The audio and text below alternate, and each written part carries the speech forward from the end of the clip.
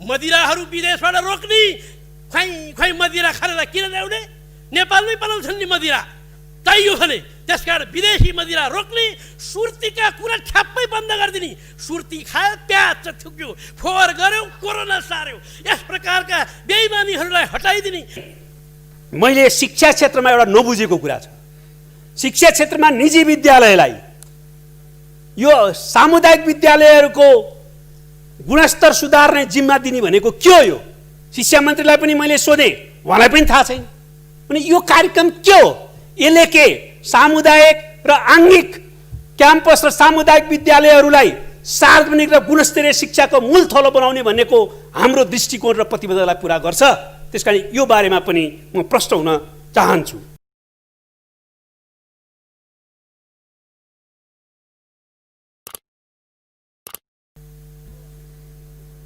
माननीय रामनारायण बिडारी, समय 10 मिनट। यसपछि माननीय राधेश्याम पासवान। अध्यक्ष महोदय, बजेट, बोलीचाली भाषा, आर्थिक कानुन, कानुनी भाषा, त्यसो भएको हुनाले यसलाई सरकारले पेश गरेको यो बजेट, यो हामी छलफल पनि सामान्य त गरिरहेका छौँ, सामान्य छलफल भनेको छ अघि। त्यसकारणले सरकारले पेश गरेको यो बजेट सामान्यत उचित छ। यो बेला, यो परिस्थिति, यस्तो अप्ठ्यारो बेलामा आउने बजेट जोसुकै भए नि यस्तै हो। म भए अर्कै गर्थे भनेको कुरा होइन। ऊ भए नि गर्ने, योभन्दा पनि अझ कमजोर होला। यो बेला यस्तै छ, परिस्थिति यस्तै छ। सहज कालमा त विगतमा देशै डुबाइदिने बजेट ल्याए।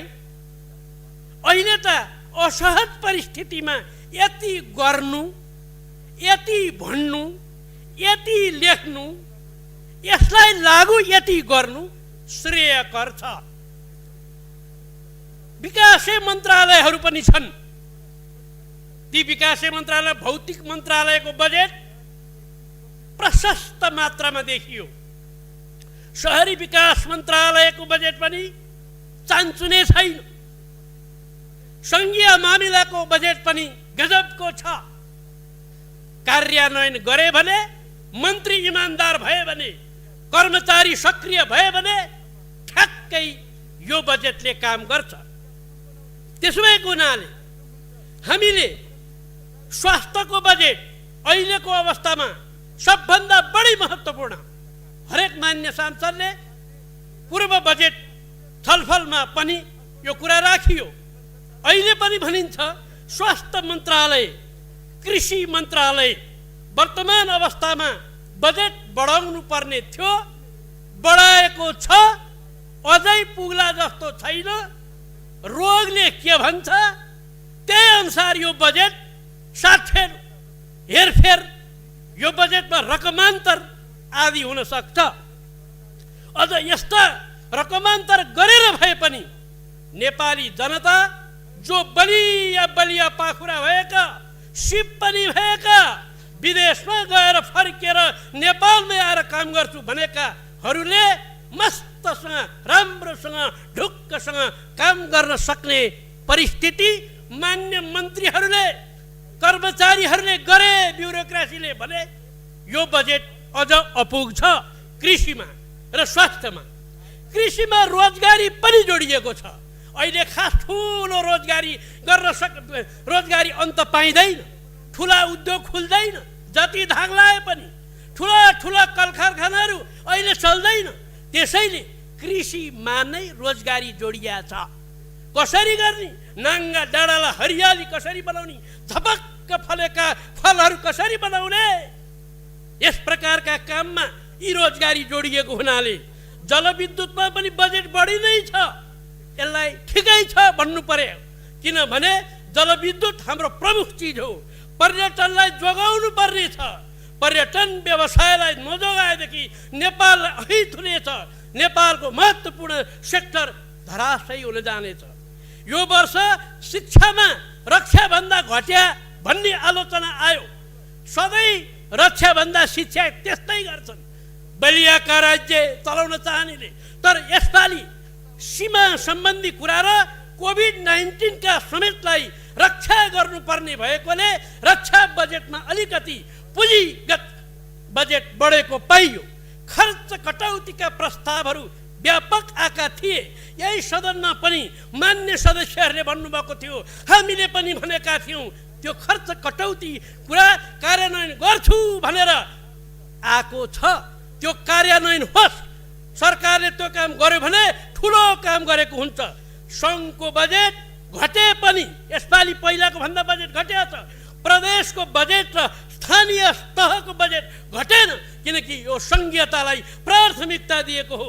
समानीकरण बजेट पनि घटेन। अर्थोक त कुरै जाउँ, अरू त थपेको छ। कोभिड-19ले उपचार गर्दा पनि त प्रदेशका जनतामा र प्रदेशमै क्वारेन्टाइन चल्ने हुन्, स्थानीय तहमा क्वारेन्टाइन चल्ने हुन्। त्यसकारणले त्यो बजेट पनि प्रदेश र स्थानीय तहकै हुन्छ। श्रमिकका हितका निम्ति विगत सालहरूमा भन्दा यो बजेट प्रगतिशील नै छ। जसले जे बुझ्यो त्यही भन्ने न हो, जसले जे देख्यो त्यही भन्ने न हो। बुझाइ नै फरक परेपछि, देखाइ नै फरक परेपछि रिग्रेसिभ कि के भन्ने कुरा आउन सक्छ। त्यसकारण यो प्रोग्रेसिभ नै छ पहिलाका बजेट भन्दा।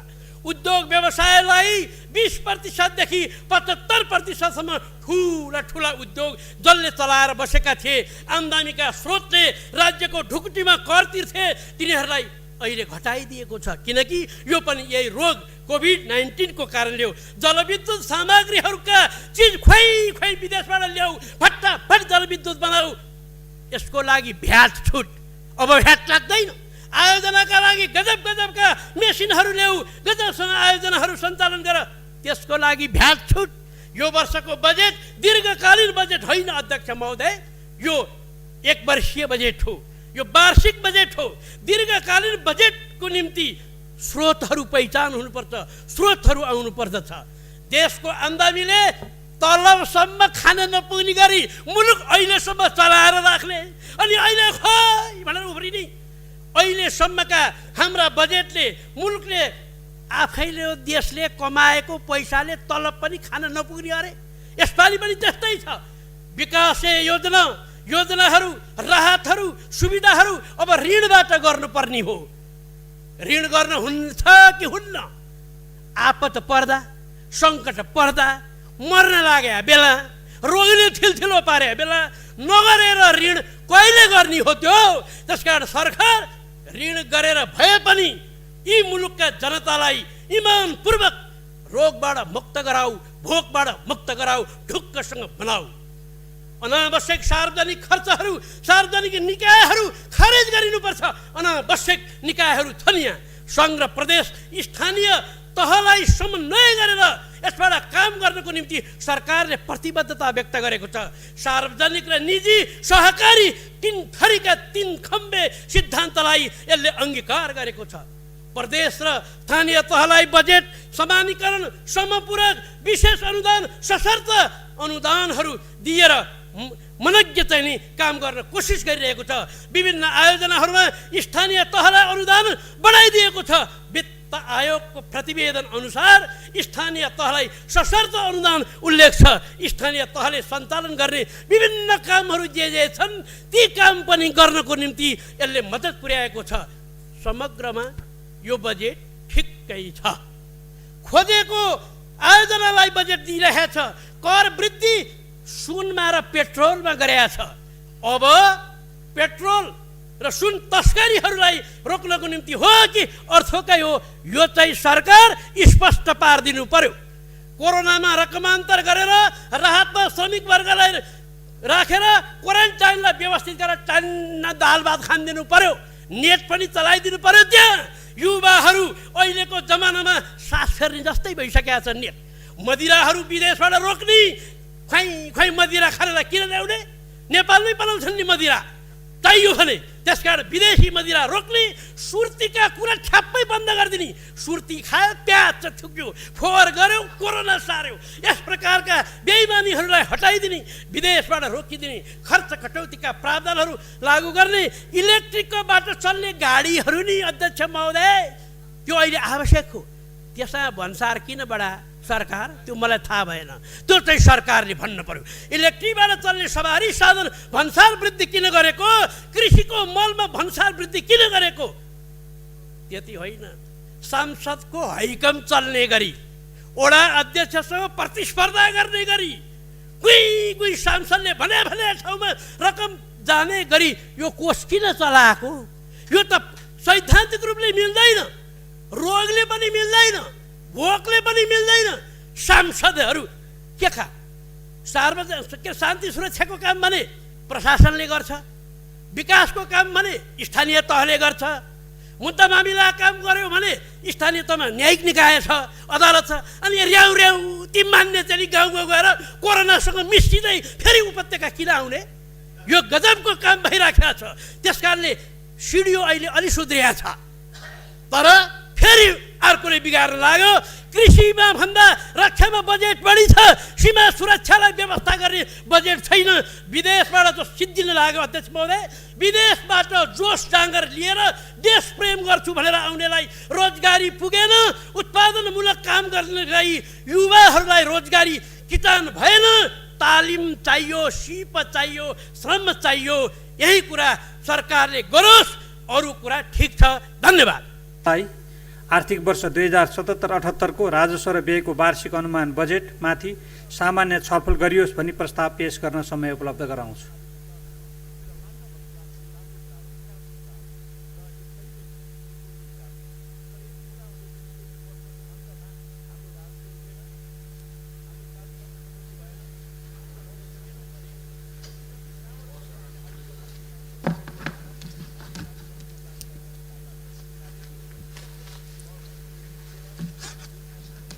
सम्माननीय अध्यक्ष महोदयको अनुमतिले आर्थिक वर्ष 2077-78 को राजस्व र व्ययको वार्षिक अनुमान बजेट माथि सामान्य छलफल गरियोस् भन्ने प्रस्ताव पेश गर्दछु। धन्यवाद। माननीय सदस्यहरू, अब माननीय अर्थमन्त्री डाक्टर युवराज खतिवड़ाले पेश गर्नुभएको आर्थिक वर्ष 2077-78 को राजस्व र व्ययको वार्षिक अनुमान बजेट माथिको सामान्य छलफल प्रारम्भ हुन्छ। छलफलमा भाग लिनका लागि दलीय आधारमा माननीय सदस्यको नाम प्राप्त भएको छ। म उहाँहरूलाई छलफलमा भाग लिन क्रमशः समय उपलब्ध गराउँछु। माननीय नारायण काजी श्रेष्ठ, समय 20 मिनट। यसपछि माननीय जितेन्द्र नारायण देव।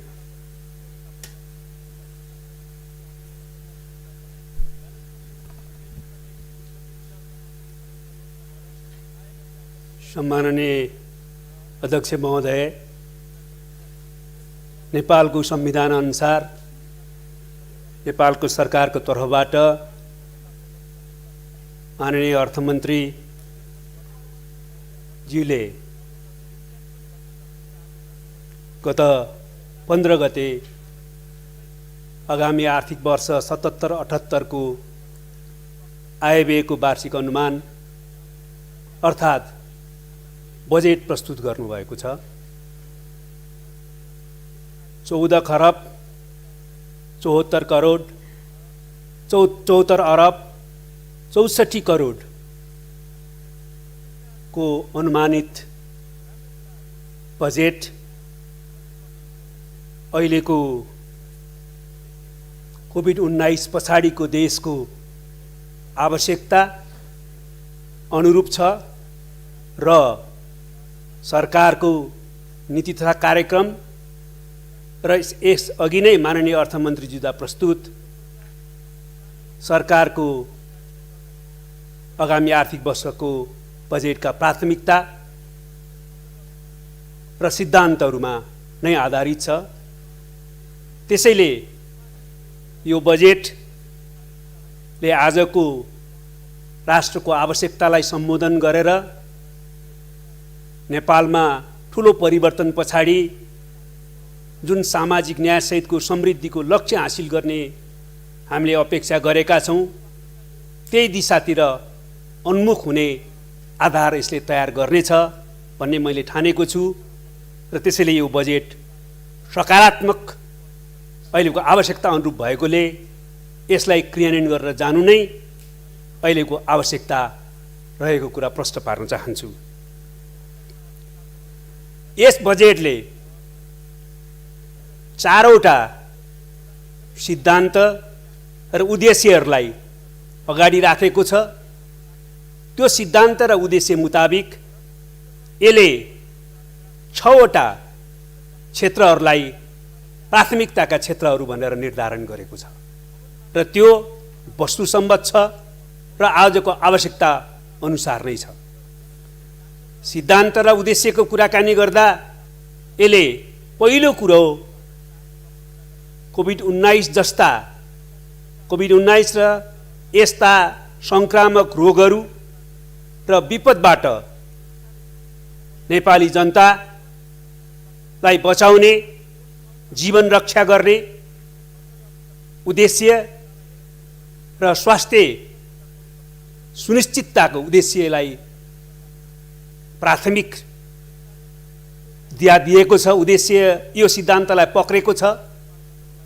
दोस्रो कुरा, मान्छे बचाउने यो रोगबाट र स्वास्थ्यको कोणबाट हुने मानवीय क्षति मात्रै होइन, यो कोभिड-19 को कारणबाट मान्छेको दैनिक जीवनमा जनजीविका नै अपहरित हुने जो स्थिति सिर्जना भएको छ, त्यस्तो स्थितिबाट मान्छेलाई कसरी बचाउने र यसको कारणबाट टुटेको अर्थतन्त्रको कडीहरूलाई जोडेर अर्थतन्त्रलाई कसरी बचाउने भने यसको दोस्रो सिद्धान्त र उद्देश्य रहेको छ।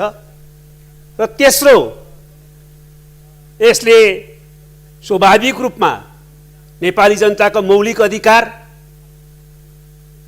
मानवाधिकार र सामाजिक सुरक्षालाई सुनिश्चितता गर्ने उद्देश्य राखेको छ।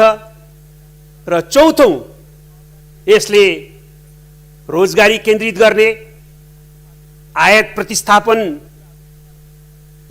प्रोत्साहित गर्ने, राष्ट्रिय अर्थतन्त्र निर्माणको दिशातिर उन्मुख भई समाजवाद उन्मुख सामाजिक न्यायसहितको समृद्ध नेपाल निर्माण गर्ने दिशातिर अगाडि बढ्ने सिद्धान्त र उद्देश्य राखेको छ। हामी सबैले विवाद रहित ढङ्गले स्वीकार गर्नुपर्ने कुरा के हो भने आगामी वर्षको बजेटले राखेका यो सिद्धान्त र उद्देश्यहरू अत्यन्तै सही छन्, सान्दर्भिक छन् र यो सिद्धान्त र उद्देश्य मुताबिक जो बजेटले प्राथमिकताको क्षेत्र निर्धारण गरेको छ त्यो पनि वस्तुसम्मत नै छन्।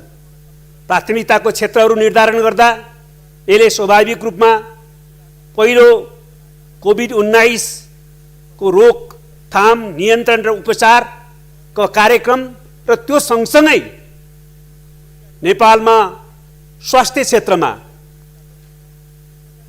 प्रगतिको, स्वास्थ्य क्षेत्रमा विकासको, स्वास्थ्य क्षेत्रमा सुधारको कार्यक्रमहरूलाई पहिलो प्राथमिकता राखेको छ। दोस्रो प्राथमिकतामा यसले अत्यन्तै विपन्न, गरिब, कोभिड-19 को कारणबाट मुखमा माड नलाग्ने स्थिति भएका खानपानबाट वञ्चित नागरिकहरूलाई बचाउने र साथसाथै अर्थतन्त्रलाई पनि पुनरुत्थान गर्ने गरी राहत प्याकेजको कार्यक्रमलाई यसले दोस्रो स्थानमा प्राथमिकता दिएको छ। र तेस्रो, यसले स्वाभाविक रूपमा देशमा अहिले जो प्रत्येक वर्ष आउने जो श्रम बजारमा आउने रोजगारी दिनुपर्ने नागरिकहरू हुन्छन्, त्यसका अतिरिक्त अहिलेको नयाँ परिस्थितिमा जुन प्रकारको केही जनसङ्ख्याको हिस्साले रोजगारीबाट वञ्चित हुनु परेको स्थिति छ देशभित्रै, र अर्कोतिर विश्वव्यापी रूपमा रहेको यसको प्रभावका कारणले गर्दाखेरि नेपालीहरू थुप्रै रोजगारीका निम्ति देशभित्र आउने स्थिति छ। त्यसकारणले यसले रोजगारी, जनजीविकालाई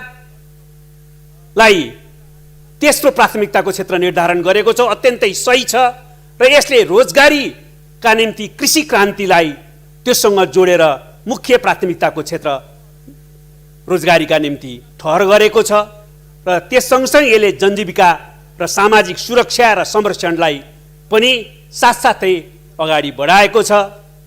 चौथो कुरा, यसले शिक्षा, खानेपानी र र पूर्वाधार विकासको प्रक्रियालाई निरन्तरता दिने अगाडि सारेको छ। र पाँचौँ, यसले नयाँ योजनाहरू होइन, पहिलाका तर अन्तिम गर्न सकिने, आगामी वर्ष सक्न सकिने विकास आयोजनाहरूलाई प्राथमिकतामा राखेर त्यसलाई सम्पन्न गर्ने कार्यक्रम अगाडि सारेको छ। र छैटौँ, यसले संहिता क्रियान्वयनको प्रक्रियालाई अगाडि बढाउन आजको सन्दर्भमा संहिता झन आवश्यकता भएको र यसको औचित्य थप पुष्टि भएको सन्दर्भमा वित्तीय संहिता क्रियान्वयन गर्नलाई यसले प्राथमिकता राखेको छ। यसरी हेर्दा यसले सिद्धान्त र उद्देश्यको कोणबाट होस्, त्यो सिद्धान्त र उद्देश्य अन्तर्गत प्राथमिकताको क्षेत्र निर्धारण गर्दा होस्, यसले आजको राष्ट्रको असामान्य परिस्थितिलाई सम्बोधन गर्नका निम्ति आवश्यक कार्यक्रम बजेट मार्फत प्रस्तुत गरेको छ। यसलाई क्रियान्वयन गरेर जानुपर्ने आवश्यकता छ। यसको सन्दर्भमा यसले यो सिद्धान्त, उद्देश्य र प्राथमिकताका कार्यक्रमभित्र रहेर थुप्रै नेपाली जनताको आशा र आकाङ्क्षा अनुसारका कार्यक्रमहरू अगाडि सारेको छ। त्यसलाई सरसर्ती रूपमा हेर्ने हो भने यसले स्वास्थ्य तथा जनसङ्ख्या मन्त्रालयको बजेटलाई 32% वृद्धि गरेको छ। कोरोना रोकथाम, नियन्त्रण र उपचारको निम्ति 6 अरब विनियोजन गरिएको छ। त्यस्तै राजधानीमा 300 बेडको छुट्टै सर्वरोग अस्पताल बनाउने, सबै प्रदेशहरूमा चाहिँ यो स्वास्थ्य पूर्वाधार निर्माण गर्न र 12 अरब खर्च विनियोजन गर्ने, सबै प्रदेशमा स्वास्थ्य सर्वरोग अस्पताल स्थापना गर्ने, सबै यो राजमार्गका ठाउँमा ट्रमा सेन्टरहरू स्थापित गर्ने, सबै प्रदेशमा अत्याधुनिक स्वास्थ्य प्रयोगशाला निर्माण गर्ने र विदेशबाट आउने सबैको स्वास्थ्य परीक्षण नाकामै गर्नको लागि स्वास्थ्य डेस्कको स्थापित गर्ने, 3 वर्षभित्रमा स्वास्थ्य बिमा सबैलाई सुनिश्चित गर्ने र आगामी वर्ष 40%लाई स्वास्थ्य बिमा उपलब्ध गराउने, अन्तर्राष्ट्रिय स्तरको राष्ट्रिय रोग निदान केन्द्रको स्थापना गर्ने, सेटेलाइट क्लिनिकहरू सञ्चालन गर्ने, निजी अस्पतालका चिकित्सकहरूलाई जिल्ला अस्पताल र स्थानीय स्वास्थ्य संस्थाहरूमा काम गर्ने स्थिति सुनिश्चित गर्ने काम स्वास्थ्य क्षेत्रमा गरिएका छन्। त्यस्तै रोजगारीको क्षेत्रमा 8 लाख श्रमिकहरूलाई रोजगारी उपलब्ध गराउने कार्यक्रम ल्याएको छ। र त्यस्तो स्थितिमा विदेशी नागरिकहरूलाई देशभित्र बिना रोकटोक जथाभावी श्रम गर्ने स्थितिलाई अन्त्य गर्न राष्ट्रले आवश्यक ठानेको अवस्थामा मात्रै विदेशी नागरिकलाई श्रमको निम्ति आधार तयार पार्नका निम्ति वर्क पर्मिट अथवा श्रम इजाजत पत्र लागू गर्ने कार्यक्रम ल्याएको छ। त्यो अत्यन्तै सही छ, सामयिक छ। त्यस्तै गरेर सामाजिक सुरक्षाको हकमा सबै विपन्न, अशक्त, अपाङ्गता भएका व्यक्तिहरू, एकल महिला, ज्येष्ठ नागरिक र लोपोन्मुख र सीमान्तकृत समुदायलाई सामाजिक सुरक्षा भत्तालाई निरन्तरता दिने नीति ल्याएको छ। दलित, कर्णाली क्षेत्र र तराई मधेस लगायतका गरिबीको रेखामुनि रहेका 13 लाख चाहिँ बालकलाई संरक्षण गर्ने नीति ल्याएको छ। शहीद तथा द्वन्द्व पीडितलाई राज्यको तर्फबाट संरक्षण गर्ने नीति ल्याएको छ। भूमि दलितलाई आगामी वर्ष नै आवासको लागि जग्गा उपलब्ध गराउने कार्यक्रम ल्याएको छ। गरिब घर परिवार सर्वेक्षण आगामी वर्ष सक्ने र राज्यले सुविधा दिने गरी उनीहरूलाई परिचय पत्र वितरण गर्ने र राज्य सुविधाको सूचीमा उनीहरूलाई लक्षित समूहको रूपमा स्थापित गर्ने महत्त्वपूर्ण कार्यक्रम पनि बजेटमा समावेश गरिएको छ। अर्को कुरा, कृषि क्रान्तितिर उन्मुख हुने गरी सिंचाई, मल, बिउ, पुँजी, प्रविधि र बजारलाई सुनिश्चित गर्ने कार्यक्रम ल्याएको छ। त्यस्तै राज्य कोषबाट बेहोरिने सबै सुरक्षाकर्मी र प्रहरी र अरू कर्मचारीहरूको पोसाक, जुत्ता र उपभोग्य सामग्री देशभित्रै उत्पादन गरेर त्यसको उपभोग गर्ने अत्यन्तै आवश्यक कार्यक्रम यसले अगाडि सारेको छ। आगामी वर्ष आधारभूत शिक्षामा सबैको पहुँचलाई सुनिश्चित गरिएको छ। विपन्न, अपाङ्गता भएका शहीदका छोराछोरी र जीवनदारलाई 26 लाख विद्यार्थीलाई छात्रवृत्ति दिने कार्यक्रम ल्याएको छ। दिवा खाजा कार्यक्रमलाई अब 43 जिल्लाको सट्टा देशव्यापी बनाउने कार्यक्रम ल्याएको छ। 13,40,000 छात्रहरूलाई निःशुल्क सेनिटरी प्याड उपलब्ध गराउने कार्यक्रम ल्याएको छ। 6,000 स्वयंसेवक शिक्षकहरू परिचालन गर्ने कार्यक्रम ल्याएको छ। युजिसीको अनुदान नतिजामा आधारित गर्ने कार्यक्रम ल्याएको छ। प्रत्येक प्रदेशमा बहुप्राविधिक शिक्षालयको कार्यक्रम पनि ल्याएको छ। असहाय र संरक्षण नभएका ज्येष्ठ नागरिकलाई निशुल्क संरक्षण र उपचार गर्ने स्वास्थ्य उपचार गर्ने कार्यक्रम ल्याएको छ। आगामी 2 वर्षभित्रमा सबैलाई ऊर्जा पहुँच सुनिश्चित गर्ने, गरिब र विपन्नलाई विद्युत जडान निशुल्क गरिदिने कार्यक्रम ल्याएको छ र आगामी 3 वर्षभित्र सबैको फुस्रो खर र फुस्रो छाना अन्त्य गर्ने र आगामी वर्ष 1 लाख सुरक्षित आवास तयार गर्ने कार्यक्रम ल्याएको छ। त्यस्तै गरी आगामी वर्षदेखि विद्युतीय राहदानी लागू गर्ने कार्यक्रम ल्याइएको छ र सार्वजनिक खर्च पुनरावलोकन गर्दै त्यसलाई मितव्ययताको नीति अपनाउन गर्न बैठक, प्रोत्साहन, खाजा, अतिरिक्त समय सबै भत्ताहरू कर्मचारीको निम्ति खारेज गर्ने सही निर्णय ल्याएको छ। चुरोट, सिगार, गुट्खा आदिमा कर वृद्धि गरिएको छ। सुन तथा सुनका गहनामा भन्सार महसुल वृद्धि गरिएको छ। खानेपानी तथा सरसफाई उपभोक्ता समूहलाई आयकर नलाग्ने गरिएको छ। गाउँपालिकामा सञ्चालित सबै किसिमका सहकारीलाई आयकरमा पुनः छुट दिने कार्यक्रम पनि यसले ल्याएको छ। साथै यो योगदानमा आधारित सामाजिक सुरक्षा काशको सन्दर्भमा यो जुन कोरोना प्रभावित अवधिभरको रोजगारदाता र श्रमिकले जम्मा गर्नुपर्ने रकम राज्यले नै राखिदिने र त्यो रकमको कोषबाट रोजगारदाताले त्यस बिचका तलबको निम्ति उपयोग गर्न सक्ने र पछाडि सामर्थ्य फिर्ता गर्ने जस्ता कार्यक्रमहरू पनि ल्याएको छ। यसरी थुप्रै अत्यन्तै राम्रा कार्यक्रमहरू ल्याएको छ जसलाई क्रियान्वयन गरेर नै हामी अहिले जनता बचाउने, अर्थतन्त्र बचाउने र देशलाई समृद्धि उन्मुख गराउने दिशातिर जान सकिन्छ। यस्तो बजेट ल्याएको सन्दर्भमा पनि प्रमुख प्रतिपक्षी लगायत कतिपय व्यक्तित्वहरूले यसमाथि 2-3 चाहिँ आरोपहरू लगाउने अथवा चिन्ता व्यक्त गर्नुभएको छ। त्यसमा पहिलो कुरो त बजेटको आकार ठुलो भयो, यति यो यथार्थवादी भएन भन्ने छ। बजेटको आकार यो यथार्थसम्मत छ। बजेटको आकारका सन्दर्भमा मैले यस अगाडि प्री बजेट डिस्कसनमा पनि भनेको थिएँ, अहिले सङ्कट पर्यो भनेर बजेटको आकार साह्रै सानो बनाउने ढङ्गले सोच्नु हुँदैन।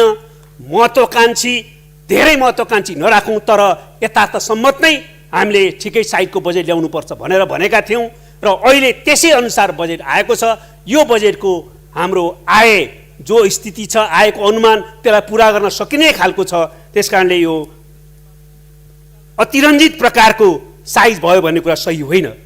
आर्थिक वृद्धि दर 7% असम्भव छ भन्ने कुरा पनि चर्चामा आउने गरेको छ। 7% आर्थिक वृद्धि पनि सम्भव छ। अब अलिकति यताउता जहिले पनि हुने गरेको छ, तर यसलाई 2टा कोणबाट हेर्यो भने यो वृद्धि सम्भव छ। एउटा त कृषिमा मौसमको अनुकूलता यस वर्ष रहनेछ।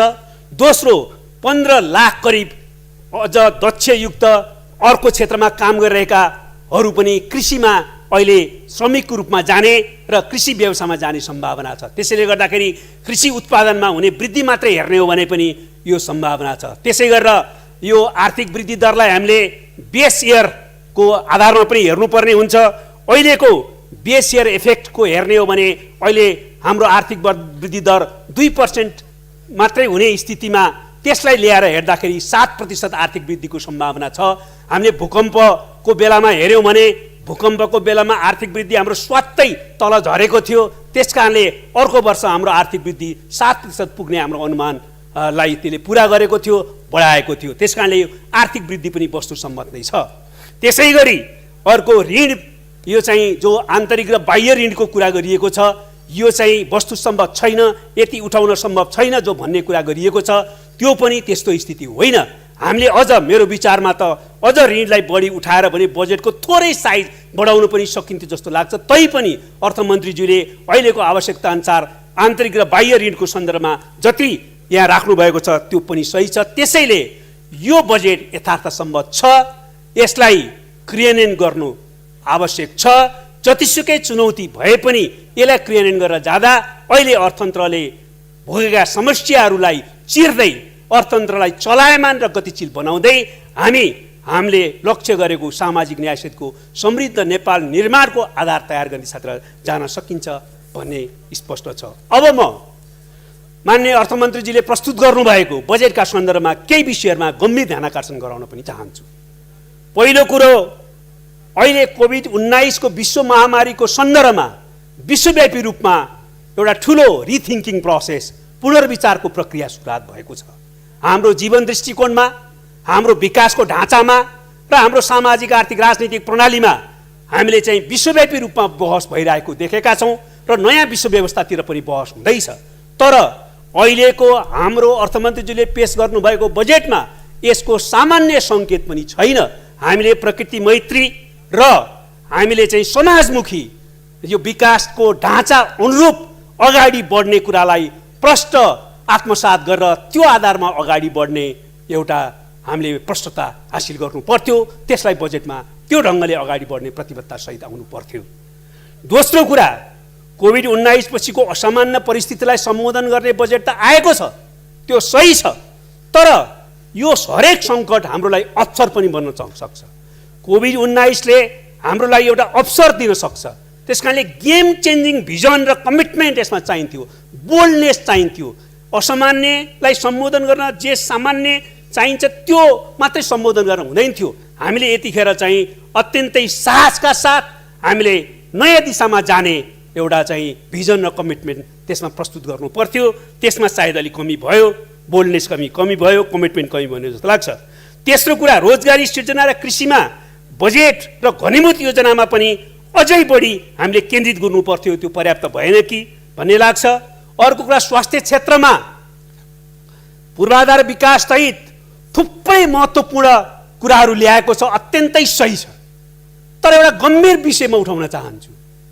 स्वास्थ्य क्षेत्रको सुधारको कुरा गर्दा, पूर्वाधार विकासको कुरा गर्दा एक शब्द पनि जनस्वास्थ्यको बारेमा उल्लेख गरिएको छैन। क्युरेटिभ मेडिसिनतिर मात्रै ध्यान केन्द्रित गरिएको छ, जबकि विश्वमा अहिले हिजो पनि तर अहिले बढी जनस्वास्थ्यको आवश्यकता, पब्लिक हेल्थ पोलिसीमा जोड दिनुपर्ने आवश्यकता छ भन्ने कुरा स्थापित भएको छ। तर पब्लिक हेल्थ पोलिसीको बारेमा केही पनि उल्लेख छैन, त्यसमा कुनै कार्यक्रम छैन। त्यसैले म यसबारेमा गम्भीर ध्यान आकर्षण गराउन चाहन्छु।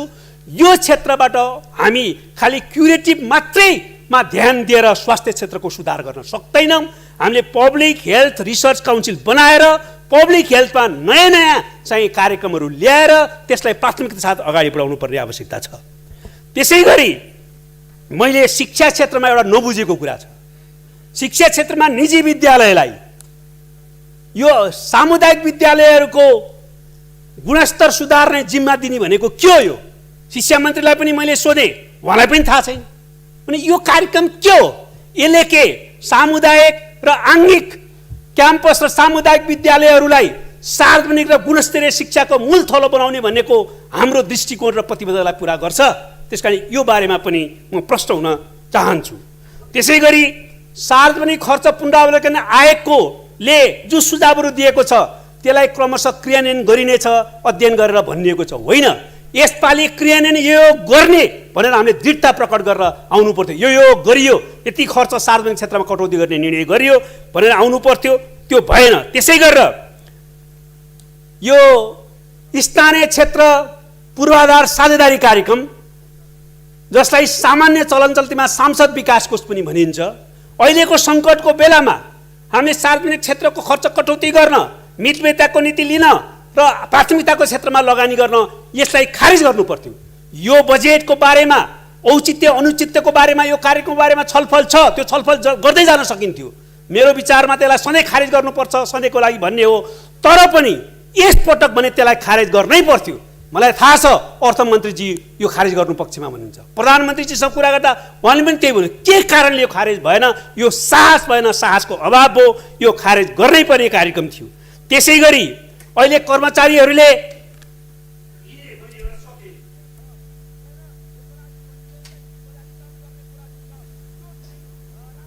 माननीय कोमल ओली, समय 7 मिनट। यसपछि मान्य प्रकाश पन्त। माननीय अध्यक्ष महोदय, कोरोनाको महामारीले देश ग्रस्त भएको बेला, लकडाउनको शून्यताले आर्थिक गतिविधिको हिसाबले मुलुक ठप्प भएको बेला, सामाजिक मनोविज्ञानको हिसाबले त्रसित र पेसा व्यवसाय रोजगारी गुमाएका सीमान्तकृत जनता पीडाले छटपटाएको बेला सरकारले जेठ 15 गते जारी गरेको बजेट अहिले सबैतिर चर्चाको शिखरमा रहेको छ।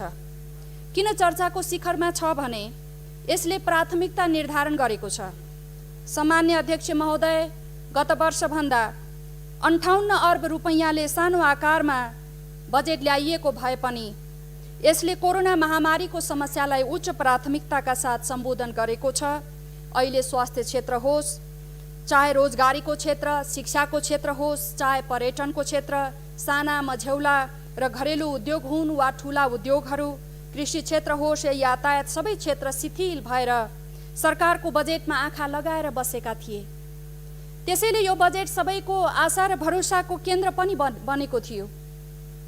हो, यो बजेट विपन्न, गरिब, किसान, मजदुर, असहायहरूको आशा र अपेक्षालाई आत्मसात गर्दै सार्वजनिक भएको छ। सामान्य अध्यक्ष महोदय, बजेटले स्वास्थ्य क्षेत्रको समस्या गहिरिएर बुझेको छ, अर्थात् यो बजेट हेल्थ कन्सियस छ। यस क्षेत्रमा हाम्रा पूर्वाधारहरू निकै कमजोर रहेछन् भन्ने बुझेर नै अहिलेको समस्या समाधान गर्न र आगामी दिनमा आउने समस्यासँग जुझ्न सक्ने गरी बजेट विनियोजन भएको छ। हो, संक्रमण बढ्दै जाँदा, विदेशमा रहेका नेपाली ल्याउँदै गर्दा, भारतबाट हाम्रा दाजुभाइ दिदीबहिनीहरू आउँदै गर्दा कति सङ्कट बढ्छ, यो बजेटले पुग्छ कि पुग्दैन भनेर बहस गर्न भने सकिन्छ। पूर्ववक्ता मान्यज्यूहरूले पनि कुरा उठाउनु भयो। हो, हामी डिस्कस गर्न सक्छौँ। यसका साथै काठमाडौँमा 300 शैय्या र सबै प्रदेशमा 50 शैय्याको सुविधा सम्पन्न छुट्टै सरुवा रोग अस्पताल निर्माण गर्न बजेट बोलेको छ।